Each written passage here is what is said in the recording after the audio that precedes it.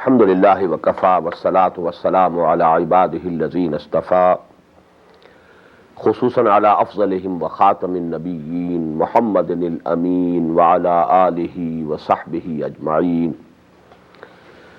أما بعد فقد قال الله تبارك وتعالى كما ورد في سورة مريم: أعوذ بالله من الشيطان الرجيم بسم الله الرحمن الرحيم واذكر في الكتاب إبراهيم إنه كان صديقا نبيا إذ قال لأبيه يا أبت لم تعبد ما لا يسمع ولا يبصر ولا يغني عنك شيئا يا أبت إني قد جاءني من العلم ما لم يأتك فاتبعني أهدك صراطا سويا. وقال تبارك وتعالى: قل هو الله أحد الله الصمد لم يلد ولم يولد ولم يكن له كفوا أحد. صدق الله العظيم.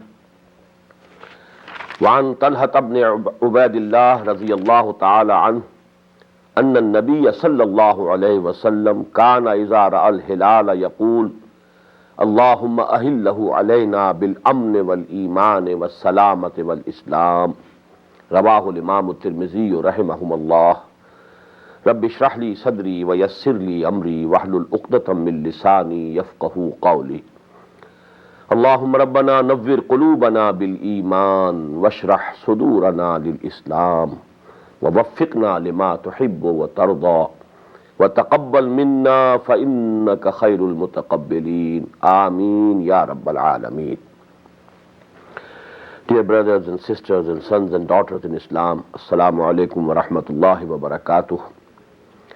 As you must be remembering, in the previous lecture we discussed first of all the literal meanings of the word Iman, and then number two, the technical definition of Iman according to the Sharia.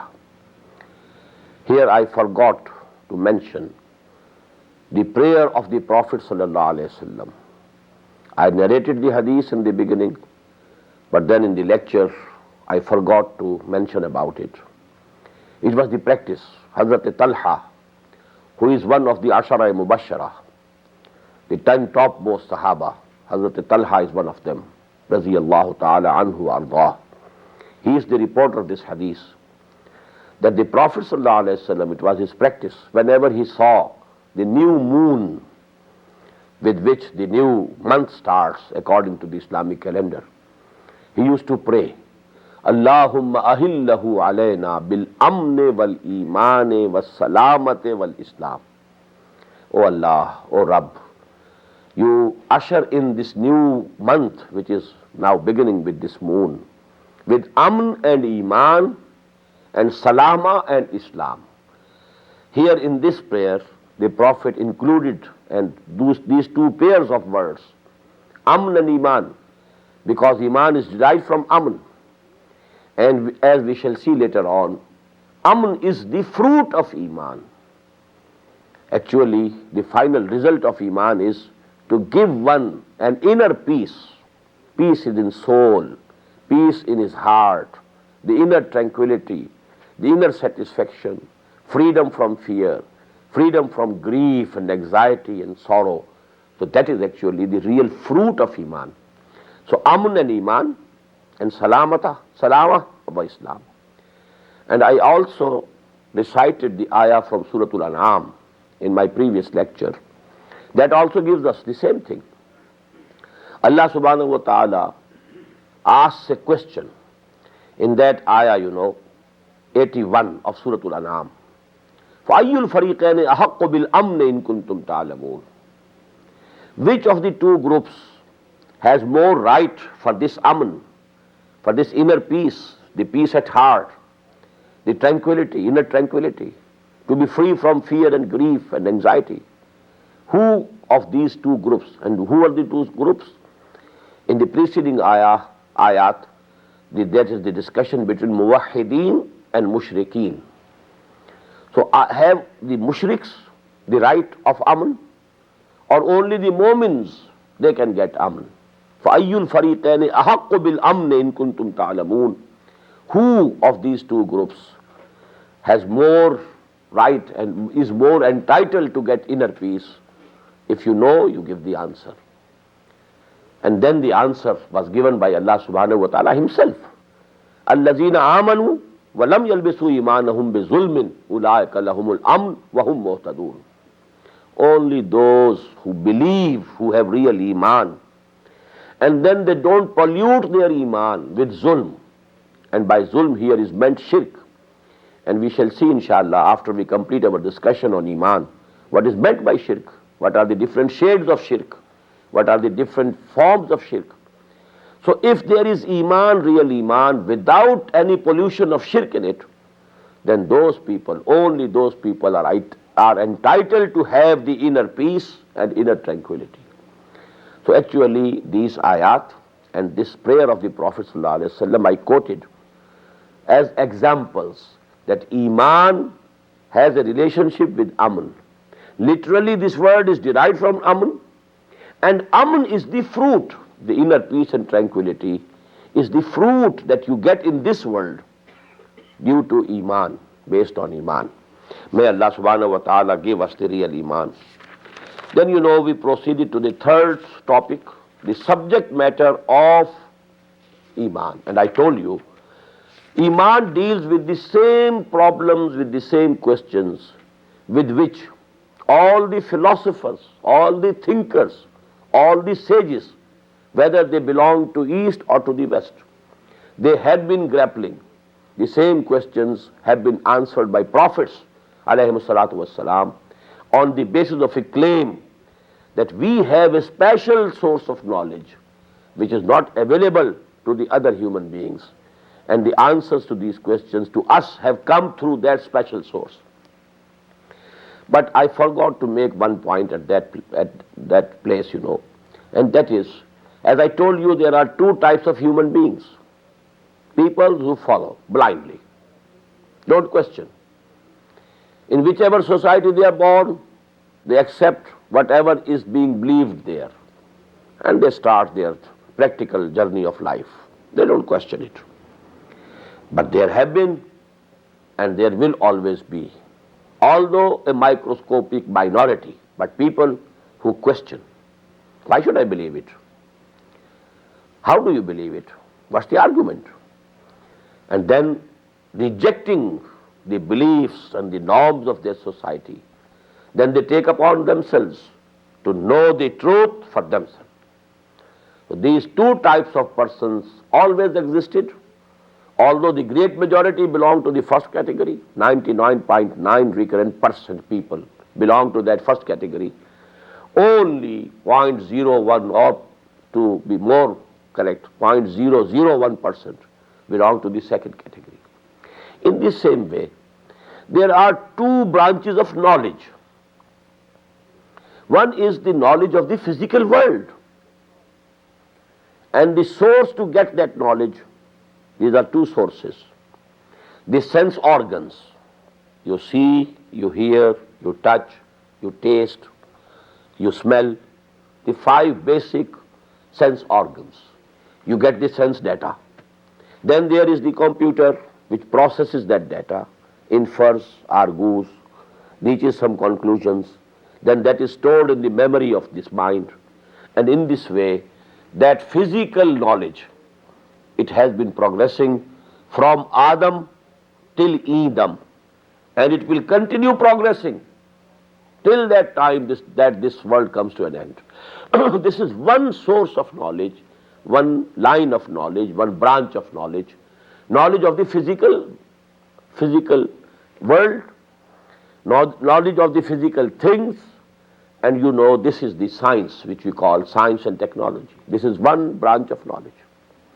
But we find in history that there was a yearning, an urge in human beings to have the total knowledge, to know what this universe is, where from has it come,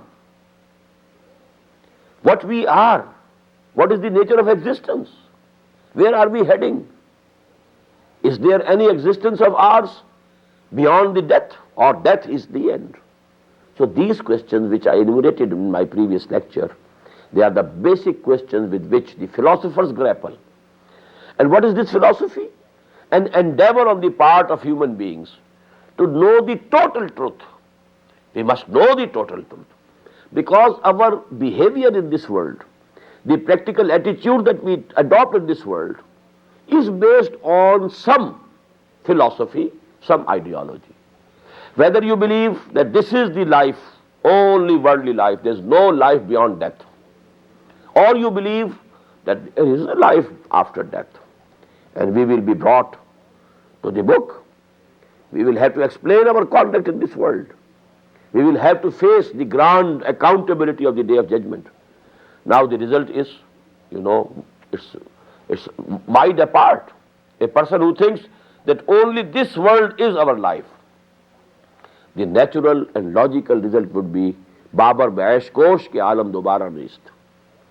Enjoy yourself, eat, drink and be merry. And don't worry what is halal, what is haram, what is permissible, what is not permissible.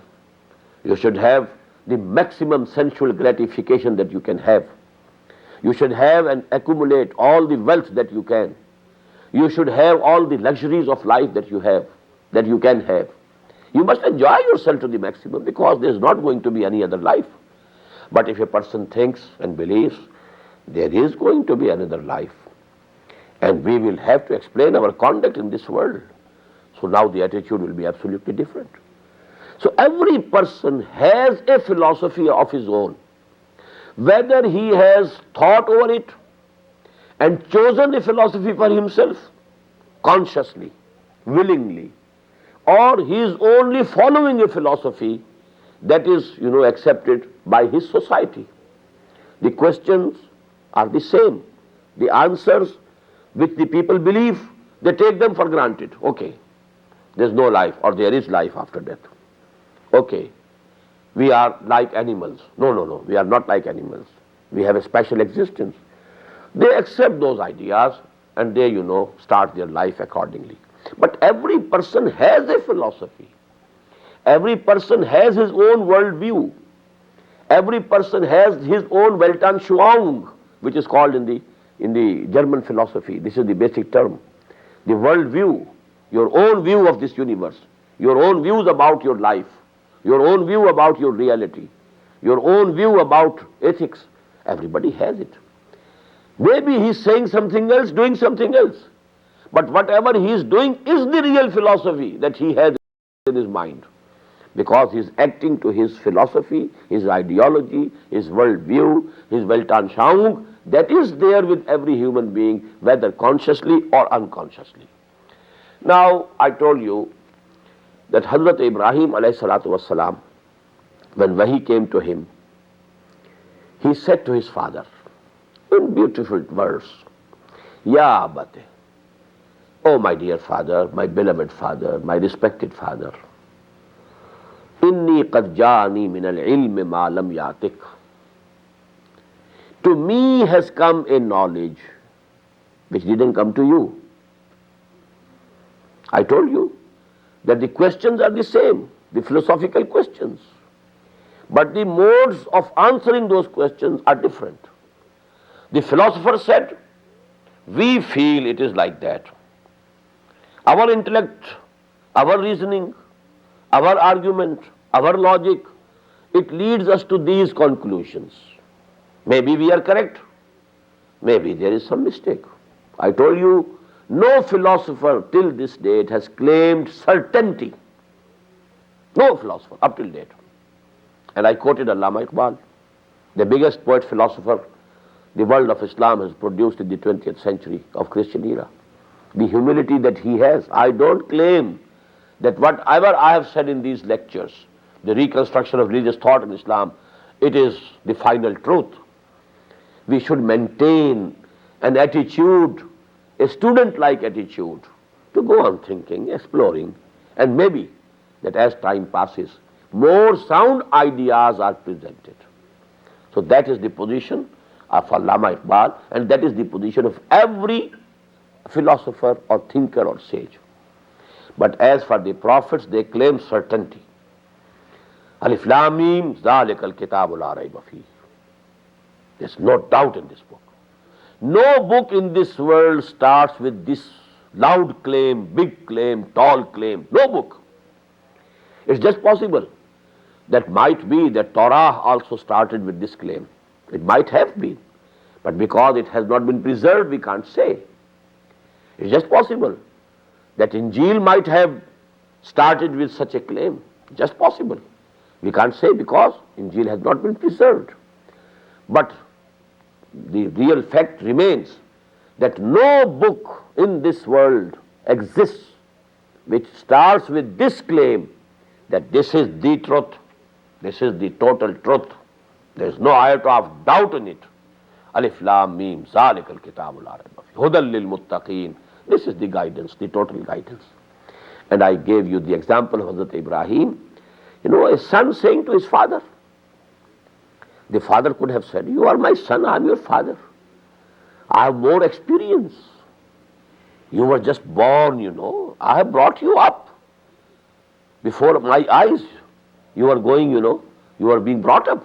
And you say, I must follow you. But the argument that Hazrat Ibrahim presented was, Ya abati inni qad ja'ani min al-ilmi ma lam yatik fattabi'ni ahdika siratan saviyya. Oh dear father, to me a special knowledge has reached, has come, which didn't reach you. So you have to follow me. Fattabi'ni, follow me. Ahdika siratan saviyya. I will lead you to the right path. So that is the, you know, position of the prophets. The difference. Questions are the same, but the modes of answering, the source of the knowledge, different. Philosophers, they are saying from their own minds, their own intellects, their own reasoning. And the prophets claim, it's not our ideas. We don't claim the proprietorship of these ideas. We are not the authors of these books. Muhammad sallallahu alaihi wasallam never said, I am the author of this book. What a beautiful book I have written, which had been accepted as the topmost example of Arabic literature. Till this date, even the Christians and the Jews who are Arabs, they accept that this is the biggest piece of literature in Arabic language. But Muhammad didn't claim that I wrote it. On the contrary, he said, no, it's the revelation, it's Allah's book. He has revealed it to me. So that is the difference. But it is 100% correct. Now let us go to the fourth discussion, fourth topic. What were the answers, but I should say what are the answers given by all the prophets to these basic philosophical questions? And I told you in the previous lecture that these answers have been the same from Adam to Muhammad alayhi salatu wassalam wa sallallahu alayhi wa sallam. There has been no difference. There has been difference in the practical guidance, in the Sharia, in the rules, in the detailed laws of the Sharia. The Sharia of Moses and Sharia of Muhammad sallallahu alayhi wa sallam, they differ in many aspects. But no difference regarding this Iman. The answers to these philosophical questions have been the same throughout. Now please, one by one. Answer number one.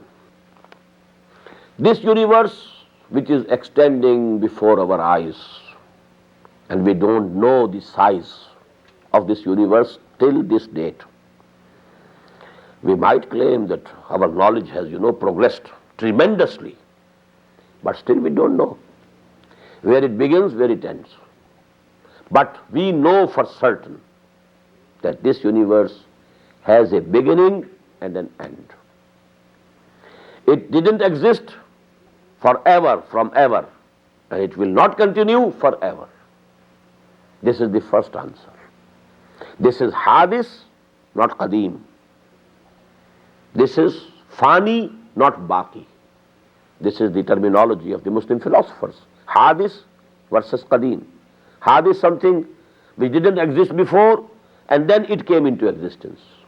Qadim, something which was existing all the times, from ever. Baqi, which will remain forever. And fani, which is going to perish, which is going to end. This universe is hadis and it is fani. It has a beginning and it has an end. Now please note one point. Previously the physicists, they thought, the physicists of the Newtonian era, they thought that matter is indestructible, this universe is from ever, will remain forever. It has no beginning and no end. But this era of physics, which is called the Einstein era of physics, after the theory of relativity, there is a revolution in the field of physics. Now you must have heard the Big Bang theory.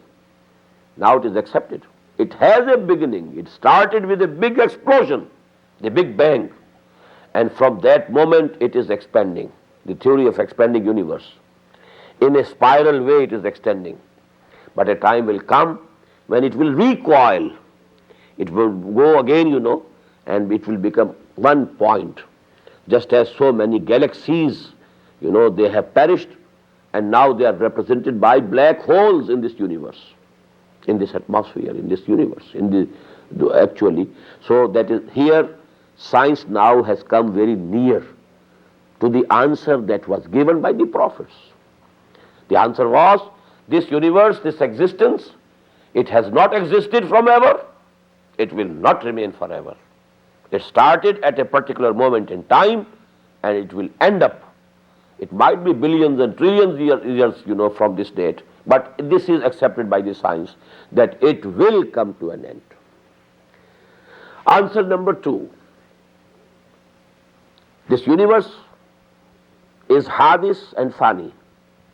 But there is a person, let me use this word, because we believe in a personal God, not impersonal God. There is a person who created this universe, and that person, he, now let me use the pronoun, because the word person, it doesn't appear to be good for Allah subhanahu wa ta'ala. He, now I use this pronoun. He is from ever and will remain forever. هو الأول والآخر والظاهر والباطن. He created this universe and he is the creator. And this universe is the creature. It was created by him. He is alone. One, not only one, alone. Please note, there is a world of difference between one and alone. To one, there is a second one. To a second one, there is a third one. Possibilities are there. Alone. None with him. قُلْ هُوَ اللَّهُ أَحَدٌ. Not only Wahid. Al-Wahidul Qahhar. These words also occur for Allah subhanahu wa ta'ala. But Ahad is, much stronger word for this concept. قُلْ هُوَ اللَّهُ أَحَدٌ. Proclaim, Allah is alone. قُلْ هُوَ اللَّهُ أَحَدٌ. Allahu Samad. Lam yalid walam yulad walam yakul lahu kufuwan ahad. He is one and alone. He has no beginning, no end. He existed from ever. He will remain and exist forever. He is Qadeem. He is Baqi. Allahu Baqi. وَيَبْقَى وَجْهُ رَبِّكَ ذُو الْجَلَالِ وَالْإِكْرَامِ كُلُّ مَنْ عَلَيْهَا فَانٍ وَيَبْقَى وَجْهُ رَبِّكَ ذُو الْجَلَالِ وَالْإِكْرَامِ. He is the only existence that will continue forever. Number 3, call him by any name. All the good names belong to him. Lahul asmaul husna. And all the good attributes are with him to the maximum extent. Absolute, limitless.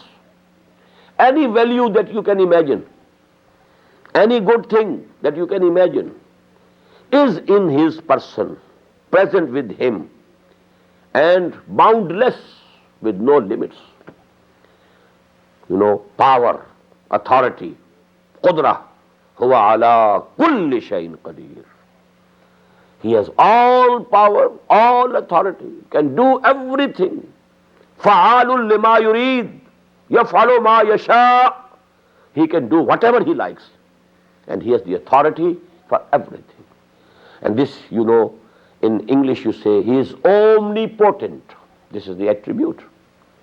Now you have another attribute of ilm. It's a value. A person who has knowledge is better, is superior to a person who doesn't have knowledge. قُلْ هَلْ يَسْتَوِي الَّذِينَ يَعْلَمُونَ وَالَّذِينَ لَا يَعْلَمُونَ. They are not equal. But now he has all the knowledge. هُوَ بِكُلِّ شَيْءٍ عَلِيمٌ يَعْلَمُ مَا فِي السَّمَاوَاتِ وَمَا فِي الْأَرْضِ وَيَعْلَمُ مَا تُسِرُّونَ وَمَا تُعْلِنُونَ وَاللَّهُ عَلِيمٌ بِذَاتِ الصُّدُورِ. Whatever you hide, he knows it. Whatever you express, he knows it. Whatever is there in your hearts, you yourself might not be conscious of it. Because today we know there are levels, conscious level of our mind, the subconscious level of our mind, the unconscious level of our mind, 3 levels. Maybe I am not conscious of what I have in my mind, but Allah subhanahu wa ta'ala knows even those things which are there in your mind, in your hearts, but you are not conscious of it. So he is omniscient. Then you have another value, life. A living thing is at a higher level of existence than something which doesn't have any life. So it's a value. He is Al-Hayy. He is the living one. And really, he only is the living one. His life doesn't depend upon food. Your life depends upon food. You can't live without air. You can't live without water. You can't live without food. But he, yut'imu wala yut'am. He feeds you, but he doesn't need any food. Inna Allah huwa ar-razzaqu dhul quwwati al-mateen. He gives, he feeds everything, but he doesn't need any food for himself. Then your life, there are so many weaknesses with it. You are tired. You go to sleep. He is never tired. وَمَا مَسَّنَا مِن لُغُوبٍ. Never any fatigue, or we were never fatigued, we were never tired. Fatigue cannot touch us. Then he will never die. And he doesn't go to sleep. Allahu la ilaha illa huwa al-hayyul qayyum la ta'khudhuhu sinatun wa la nawm. He was neither begotten nor he begets. Lam yalid wa lam yulad. So actually all these things, if you take them together, all these answers to the basic metaphysical questions, if you take them together, they are called Iman Billah. Or you can denote it with one word, Tawheed. This is Tawheed. One creator. This universe is creature. It was created. There is one creator. That creator is from ever, will remain forever. He is alone in his person. He is unique in his attributes. Nobody, nothing, no person like him in any respect. قُلْ هُوَ اللَّهُ أَحَدٌ اللَّهُ الصَّمَدُ لَمْ يَلِدْ وَلَمْ يُولَدْ وَلَمْ يَكُنْ لَهُ كُفُوًا أَحَدٌ قُلِ ادْعُوا اللَّهَ وَادْعُوا الرَّحْمَنَ أَيَّمَّا تَدْعُوا فَلَهُ الْأَسْمَاءُ الْحُسْنَى. Call him by Allah, call him by the name of Ar-Rahman. Whomsoever you are addressing, you must know that he has all the good names, he has all the attributes, and all his attributes are absolute without any limits, boundless. So these are concepts taken together. You call them Tawheed or Iman Billah. Now come to the second article of faith or second article of Iman. And this is, a bit lengthy one. You have to understand it because I want that you should know the logic of this Iman. First of all, man is the masterpiece of his creation. He created him as his vicegerent, his Khalifa. Inni ja'ilun fil ardi Khalifa. He is the masterpiece of creation. To the extent that he ordered all the angels to prostrate before Adam. فَسَجَدَ الْمَلَائِكَةُ كُلُّهُمْ أَجْمَعُونَ. All the angels, all of them, they fell before Adam in prostration. فَإِذَا سَوَّيْتُهُ وَنَفَخْتُ فِيهِ بِالرُّوحِ فَقَعُوا لَهُ سَاجِدِينَ. This was the command of Allah subhanahu wa ta'ala to all the angels. When I have created him and I have given him the final finishing touches, then instilled in him and blown into him from my own spirit, then fall down before him in prostration. فَإِذَا سَوَّيْتُهُ وَنَفَخْتُ فِيهِ مِنْ رُوحِي فَقَعُوا لَهُ سَاجِدِينَ. This man has a double existence, composite existence. It has an animal being and a spiritual being. Two absolutely independent and different and rather opposite existences. They are included in one existence in this man. The beautiful couplet from Shaykh Sadi is, Admi zada turfa ma'joon ast, as farishta sarishta was haywan. This human being, it's a very peculiar, composite type of existence it has. Double. As farishta sarishta was haywan. Within his personality, there is an angel also, and there is a haywan and an animal also. So we have a double existence, animal existence, bodily existence, animal existence, and a spiritual existence. And actually, as I quoted you the ayah, فَإِذَا سَوَّيْتُهُ وَنَفَخْتُ فِيهِ مِنْ رُوحِي فَقَعُوا لَهُ سَاجِدِينَ. His spiritual existence is supreme. No one in this universe is equal to the high level of spiritual existence that man has been given by Allah subhanahu wa ta'ala. Because the spirit which was blown into Adam, Allah subhanahu wa ta'ala calls it Ruhi, my spirit. When I have created Adam, given him my finishing touches, and I have blown or instilled into him from my own spirit, then fall before him in prostration. The same words, appear in the Quran twice. In Surah Al-Hijr and in Surah Al-Sad, same words.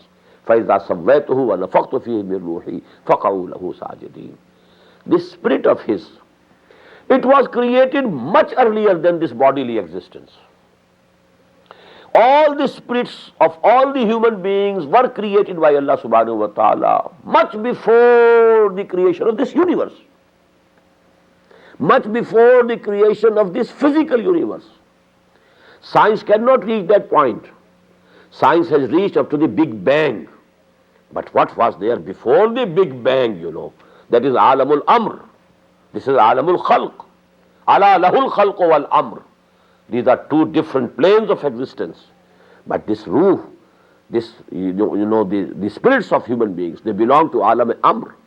Yasaluna kani ruh, qul ruhu min amri rabbi. This is the Amr of Rabb. This is the Amr of my Lord. This doesn't belong to this physical world. Although our bodies, our animal existence belongs to this physical world.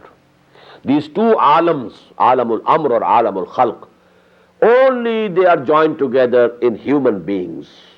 No other creature of Allah subhanahu wa ta'ala has both these alams, both these worlds joined together in his existence.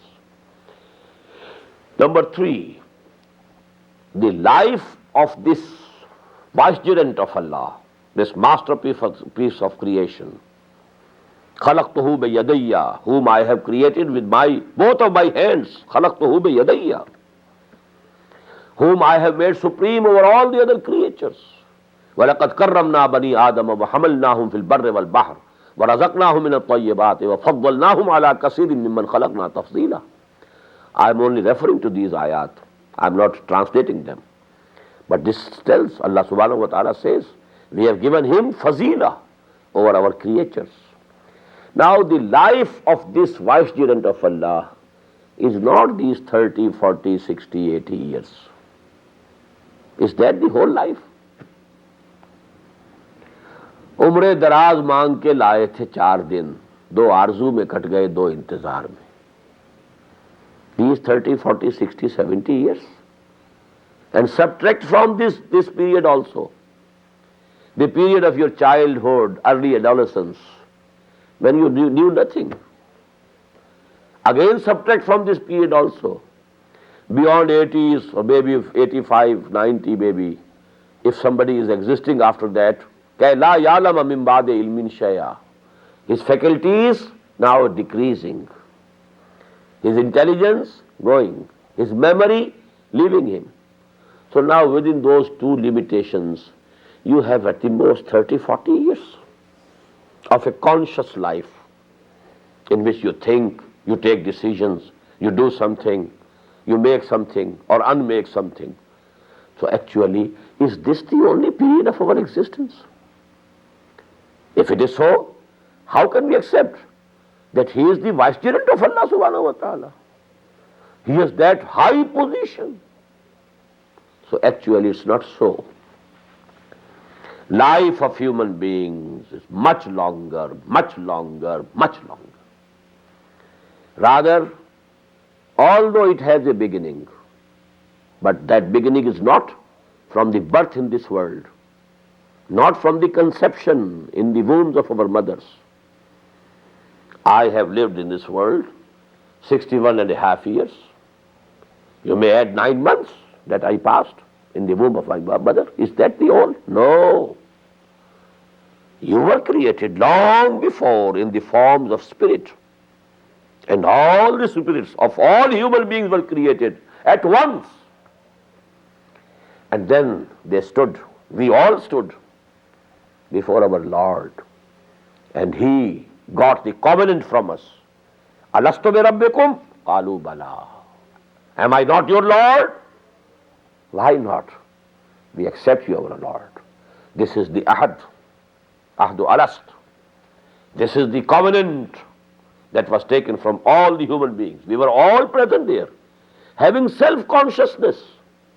You know, whenever you make an agreement with somebody, you say, I am making this agreement, fully conscious of what I am saying. Baqaimiye hosho hawas. I am committing this thing. I am knowing what I am saying. And I take full responsibility. That big covenant, alastu bi rabbikum qalu bala, could it be without our self-consciousness? If it was without self-consciousness, it has no value, it carries no weight. So we were present there. The beginning was from that time. But we can say that there is no end to human life, because we know it for sure. It has been given in the Quran hundreds of times. Khalidina fiha abada. We will exist forever. We have a beginning but no end. This is the position of human being. That is why Iqbal said, Tu ise paimana-e imroz-o farda se na naap. You are measuring your life with this small, this measure of day and night. One day, one night go to make one day. And then 7 days go to make a week. And then, 52 weeks go to make a year. And then you are 62 years old. And you lived here so many years. Is that the measure of your life? Tu ise paimana-e imroz-o farda se na naap. Javedan, peham dama, hardam jama hai zindagi. It's to continue forever. There's not going to be any end. That is life. That's the reality of human life. Now what has happened? From that very long life, Allah subhanahu wa ta'ala separated a very small chunk with a pause in between. That pause is death. मौत एक जिंदगी का वक्फा है, यानी आगे बढ़ेंगे दम लेकर. Death is not the end of our existence. It's not the end. It's the beginning of the real life. This small chunk which has been taken away, separated from that long life by this small pause of death, this is our worldly life which we are leading here. And this is actually a period of testing. خَلَقَ الْمَوْتَ وَالْحَيَاةَ لِيَبْلُوَكُمْ أَيُّكُمْ أَحْسَنُ عَمَلًا. This period of 30 years, it's a period of testing. لِيَبْلُوَكُمْ أَيُّكُمْ أَحْسَنُ عَمَلًا. You have been given this body, physical body. You have these limbs. You can do something. You can work. You can strive for something and you are being tested whether you are working according to the pleasure of your Lord and Creator or you are going astray. You are turning back from your Lord and Creator with whom you made a covenant. Alastu bi rabbikum qalu bala. This is the only purpose of this life. And you know, Iqbal, I so much, I give him so much importance because he has actually explained very subtle and very, deep concepts of Iman and Quran in very simple ways. Sarwari Zeba फ़क़त उस ज़ात बे हमता को है, हुक्मरां है एक वही, बाकी बुताने हाज़री. Is it poetry? It's not that poetry, the classical poetry of the poets, of the Indian poets, of Ishq and Hijr and Wisal and Mahbub and his eyes or her eyes. All these things, they were the subjects of poetry. But Iqbal has used this medium to express the essence of deen. Sarwari Zeba फ़क़त उस ज़ात बे हमता को है, हुक्मरां है एक वही, बाकी बुताने हाज़री. Whosoever claims sovereignty for himself, he is claiming to be God, to be equal to God. That is the shirk, biggest shirk of our times. This is the simplest form of saying that biggest truth, the biggest philosophy. That's the basis of Islamic State, the system of caliphate. In the same way, what is this life? Don't think these 40, 60, 70 years, that is your life. You are mistaken. तू इसे पैमान है इमरोज़ो फरदा से न नाप, जावेदां पैहम दवा हरदम जवां है जिंदगी. And the last, couplet of this poem is, कुलजुमे हस्ती से तू उबरा है मानिंदे हबाब, इस ज़िया खाने में तेरा इम्तिहान है जिंदगी. This is imtihan. This is a period of testing. خلق الموت والحياة ليبلوكم أيكم أحسن عملا.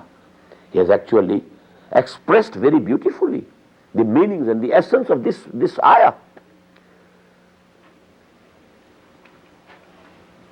There is in Surah Ad-Dahr, min nutfatin amshajin nabtalihi faja'alnahu samiyyan basira. We have created man from, mixed nutfa, because that zygote, after, fertilization of the ovum from the mother, in the uterus of the mother, the sperm goes and fertilizes it. And from that, now it's one cell. This is the nutfatin amshajin. Inna khalaqna al-insana min nutfatin amshajin nabtalihi. To test him, this period of our life, this small chunk of our life over 30 years, we have been given this body, this animal existence, to prove our worth. नबतलीह फजअलनाहु समीअन Basira अल्लज़ी खलक़ल मौत वल हयात लियब्लुवकुम अय्युकुम अहसनु अमला. This is the period of testing. It's only a matter of time.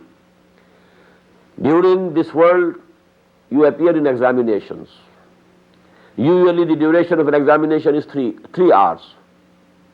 And this examination is for 30 years. The difference is only quantitative, not qualitative. When 3 hours have passed, there is a loud announcement. Stop writing. The same thing will happen to each of us. Now death has come. There is your period of testing, gone. Whatever you had to prove, you have proved already. Whatever you could earn, the evil or the good, you have earned it already. Stop now. Now wait for the result of the examination to be declared. And that is actually the day of judgment. All people will die. The most famous and I think the first sermon that Muhammad sallallahu alaihi wasallam delivered, and I couldn't find it in the collection of ahadith that we have, Ahlus Sunnah. This sermon has been reported in Nahjul Balagha, the book that was compiled by Hazrat Ali radiyallahu ta'ala anhu. His writings, his judgments are included in and his sermons, his khutbahs. And in that there is a chapter of sermons of the Prophet, Khutbatul Nabawi. And there you find that sermon. That when the order came from Allah subhanahu wa ta'ala, وَأَنزِرْ عَشِيرَتَكَ الْأَقْرَبِينَ, Then the Prophet invited all the Bani Hashim to meals. After feeding them, then he stood up to present his message. But there was hooting. People, they didn't listen. They went away without listening to him. But after some days, he again called them. He again invited all the Bani Hashim to meals. This time, they felt some shame. We have taken food twice, so let us listen what he has to say. Then he delivered that khutbah. Inna ra'ida la yakzibu ahlah. Wallahi, law kazabtu an-nasa jami'an ma kazabtukum, wa law gharartu an-nasa jami'an ma gharartukum.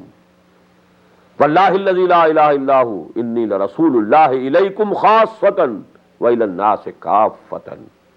Wallahi la tamutunna kama tanamun, summa la tub'asunna kama tastayqizun, summa la tuhsabunna bima ta'malun, summa la tujzamunna bil ihsani ihsana wa bis su'i su'a, wa innaha la jannatun abada aw la narun abada. Most beautiful sermon. I have included this sermon in a booklet of mine in Urdu, Dawat ilallah. The text and translation is there. And this is included also in the English translation of that pamphlet. Call to Allah. The text of this khutbah as well as the translation in English is there. I am not going to devote any time to the translation here. But I want to mention it, that Ba'as ba'd al-maut, resurrection after death. Then you will have to assemble before your Lord. This is called Hashr. Then you will have to face the accountability. You will have to present your account, your whole account of this life that you passed in this world. What good you have earned, what evil you have earned. Laha ma kasabat wa alayha maktasabat. Then there will be judgment. This is the day of judgment. We call it Yawmuddin. And according to the judgment, you will be rewarded. Wa innaha la jannatun abada aw la narun abada. Wallahi la tamutunna kama tanamun. I swear by God, by Allah, you will all die as you go to sleep every night. Then you will be resurrected as you wake up every morning. Then you will be brought to the book. You will have to present your account. You will have to face the accountability. Then you will be rewarded. Good reward for good deeds. Bad punishment for bad deeds. وَإِنَّهَا لَجَنَّةٌ أَبَدًا أَوْ لَنَارٌ أَبَدًا. It's going to be either the heaven, the paradise forever, or the hell, fire of hell forever. Now taken together all these things, this is Iman bil Akhirah or Ma'ad. We started with Tawheed or Iman Billah, and this is Ma'ad or Iman bil Akhirah. Now we come to the third, and here we have to start with a question. You test somebody after teaching him something, after giving him something. You have taught the class for full 1 year. Then you ask them to appear in the examination and prove whether you have actually learnt or not, you understood or not, whether you are eligible for the next class for promotion or not. But you must teach them something. Then you can take examination. Then you can ask them to appear in the examination. In the same way, you give someone something and then test. For example, you give a $10 bill to your son, your small son, child. Maybe he is 6 years, 7 years. Then you see what he does. Whether he runs to a candy shop or he goes to a bookshop. And you will understand what is his temperament, what is his aptitude, what are his priorities. He, either purchases some toys or some books. What are his tendencies. So actually you test by giving something, and you give examination to a person after teaching him something. What have been taught? What we have been taught? That Allah subhanahu wa ta'ala is testing us. What have been given? We have been given. On the basis of what? Allah subhanahu wa ta'ala is testing us. This is the question. And question is always, should always be there if you want increase in your knowledge. First you postulate a question. Then you try to find the answer to that question. And that's the only way of increase in knowledge. You advance in knowledge after having questions before you. So this is the question. On what basis am I going to be judged? What was given to me? What was I taught? So please note the answer to this question. Number one, he gave you, or I should say, as if I am, saying whatever has been given in the Quran. We gave you, Allah says, we gave these human beings eyes to see, ears to hear, and mind to ponder upon. Basic faculty. Even our animal existence has got these faculties. Inna sam'a wal basara wal fu'ada kullu ulaika kana anhu mas'oola. Every one of them is responsible and accountable on the basis of these basic faculties that have been bestowed on them. They hear, they see, and then they argue and infer. Inna sam'a wal basara wal fu'ada kullu ulaika kana anhu mas'oola. Don't you see our signs in this universe? أَفَلَا يَنْظُرُونَ إِلَى الْإِبِلِ كَيْفَ خُلِقَتْ وَإِلَى السَّمَاءِ كَيْفَ رُفِعَتْ وَإِلَى الْجِبَالِ كَيْفَ نُصِبَتْ وَإِلَى الْأَرْضِ كَيْفَ سُطِحَتْ. Don't you see with your eyes? Are you blind? Who He is, who has created all this? These are all signs, all our creations, all the physical phenomena, they are our signs. إن في خلق السماوات والأرض واختلاف الليل والنهار والفلك التي تجري في البحر بما ينفع الناس وما أنزل الله من السماء من ماء فأحيا به الأرض بعد موتها وبث فيها من كل دابة وتصريف الرياح والسحاب المسخر بين السماء والأرض لآيات لقوم يعقلون. These are the signs. Look to them. खोल आँख, ज़मीन देख, फलक देख, फजा देख, मशरिक से उभरते हुए सूरज को जरा देख. You open your eyes and see. But don't see only with the eyes of an animal. Don't hear only with the eyes of an animal. You must think over what you are seeing. You must ponder over what you are hearing. You must be a human being. So that is the basic faculty. The same, thing has been given in that ayah. إِنَّا خَلَقْنَا الْإِنسَانَ مِن نُطْفَةٍ أَمْشَاجٍ نَبْتَلِيهِ فَجَعَلْنَاهُ سَمِيعًا بَصِيرًا. We made him Sami and Basir. He sees and listens. So these are the basic faculties. Number two, He has instilled within the human nafs the ability to discriminate between good and evil. وَالشَّمْسِ وَضُحَاهَا وَالْقَمَرِ إِذَا تَلَاهَا وَالنَّهَارِ إِذَا جَلَّاهَا وَاللَّيْلِ إِذَا يَغْشَاهَا وَالسَّمَاءِ وَمَا بَنَاهَا وَالْأَرْضِ وَمَا طَحَاهَا وَنَفْسٍ وَمَا سَوَّاهَا فَأَلْهَمَهَا فُجُورَهَا وَتَقْوَاهَا. We have given this knowledge to every human being. What is good, what is evil. What is maruf, what is munkar. That is why what is the meaning of maruf? Something which is recognized. And what is munkar? Something which you don't recognize. Your nature abhors evil. Or your nature, by very nature, you love good. So actually this is there, this knowledge of evil and good that is inherent in our personalities. That is the basis of the judgment. Basis number two. First of all, the faculties of seeing and hearing and arguing. Inna sam'a wal basara wal fuad kullu ulaika kana anhu mas'oola. Inna khalaqna al-insana min nutfatin amshajin nabtalihi faja'alnahu samiyan basira. Number two, the basic discrimination. Man knows by his very nature what is good, what is evil. Number three, and it's on top of all, in the spirit that we have instilled in you, blown into you, you have two things. You have a cognition of Allah, of Rabb, Ma'rifah, inherent in the souls and spirits of human beings. And number two, the love of Allah that is inherent in the spirit. It is from Him.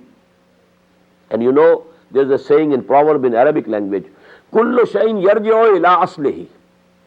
Everything wants to return to its origin. Where from it has come, it wants to go there.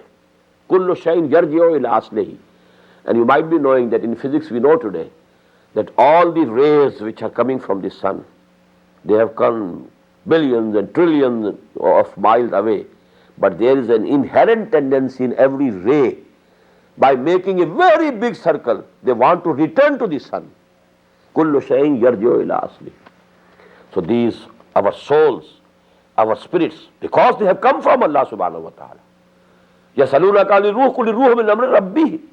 They have a tendency, they want to get nearer and nearer to Allah subhanahu wa ta'ala. They want to love Allah subhanahu wa ta'ala. So actually that is the tendency inherent in you. We blew into you from our own spirit. And in that spirit of yours, you have the cognition, the gnosis. You spell it with G, gnosis, but it is pronounced as gnosis. The knowledge, the marfa, the cognition, recognition, of Allah subhanahu wa ta'ala that is inherent in your souls and spirits. And the love of Allah subhanahu wa ta'ala is inherent in your souls and spirit. When human nature is perverted, he attaches that love to something else. That love actually is inherent in you so that you should love Allah, your creator, your sustainer. But you start loving this world, the luxuries of this world, the sensual gratifications, the wealth, the nation, the country, some ideology. एक तसव्वुर के हुस्न मुबहम पर सारी हस्ती लुटाई जाती है. There are people who have sacrificed everything they had for the cause of some ideology. Had the communists, not sacrificed their lives, all their belongings, they faced the firing squads, laid down their lives. For what? For an idea, ideology. एक तसव्वुर के हुस्न मुबहम पर सारी हस्ती लुटाई जाती है. जिंदगी तरके आरजू के बाद कैसे सांसों में ढाली जाती है. If there is no goal in life, if there is no aim for living, if you don't have any ideal, if you don't have any adarsh, if you don't have any nasab al-ain, actually you are living as animals, not as human beings. So that is it. And actually this love in you was created so that you should love Allah subhanahu wa ta'ala. On the basis of these 5 faculties, sense organs and the intellect, then the discrimination, the knowledge of evil and good, then the cognition of Allah and love of Allah inherent in human spirits. On the basis of these you will be judged on the day of judgment.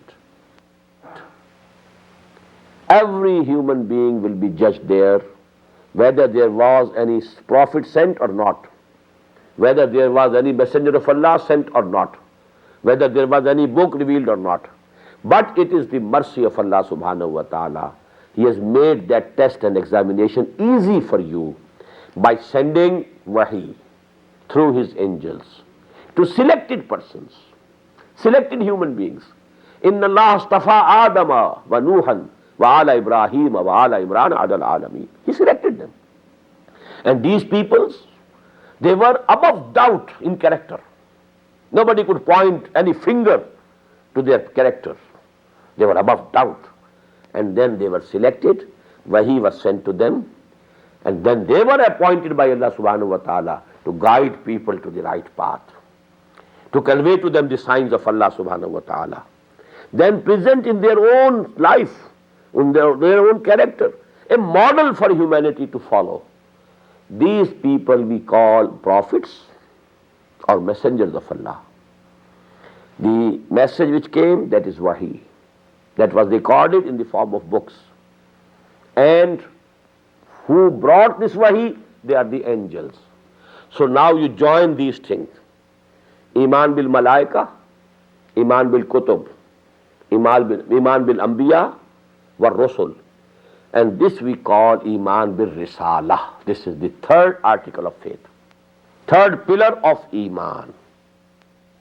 अक़ूलु क़ौली हाज़ा वस्तग़फ़िरुल्लाह ली व लकुम व लिसाइरिल मुस्लिमीन वल मुस्लिमात।